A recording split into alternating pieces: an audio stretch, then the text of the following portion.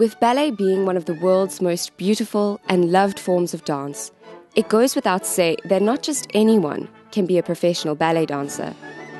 Discipline, sacrifice, and dedication are the most important traits needed to become a prima ballerina.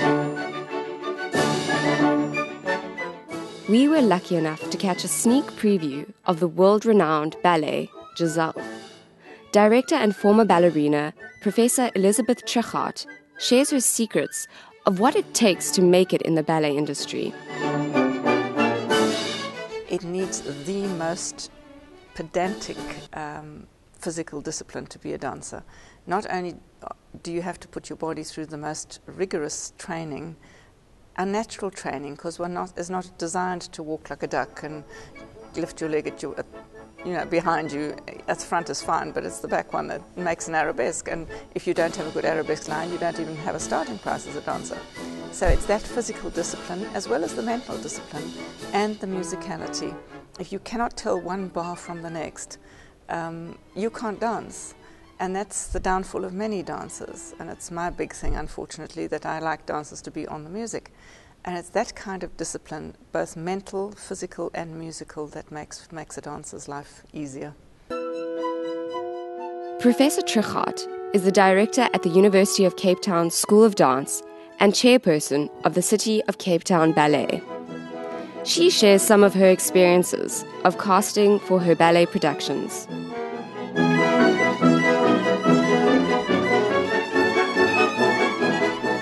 Once you've been in the corps de ballet for a while, and most dancers start in the corps de ballet and progress through the solo ranks, you learn the person's little idiosyncrasies and whether they can cope with the stress of being a principal dancer. Because there's some ballets where you have to carry the whole production. Giselle is not so bad because you've got a corps de ballet, which should be one of the highlights of the production.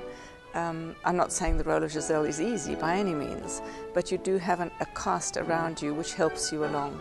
There are other ballets where you're on your own and you just have to carry the ballet. And you need somebody who has the fortitude and the confidence and the ability, obviously. But to stand alone and be that dancer that the company is depending on, that's what makes a principal dancer. The fact that they can cope technically is necessary, obviously, for whatever role. But you can develop the person's character as well and their technique while you're rehearsing them. It's great if they can do it all to start with, but not very many dancers these days are that well equipped to both interpret a role and dance it, and that's what I look for, is somebody who can do both the interpretation and the dancing. Becoming a professional ballet dancer is no easy feat.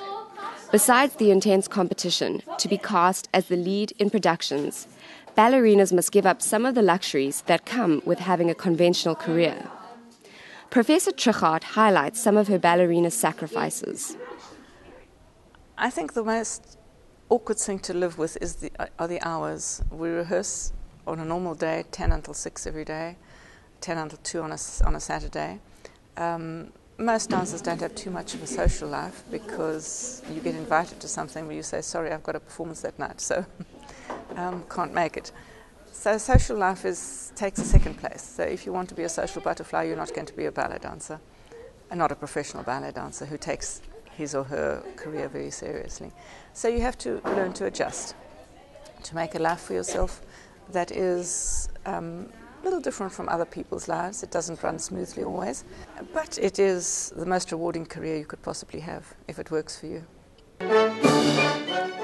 For a taste of what one of the most beautiful careers looks like, catch Giselle at the Guy Butler Theatre during this year's National Arts Festival.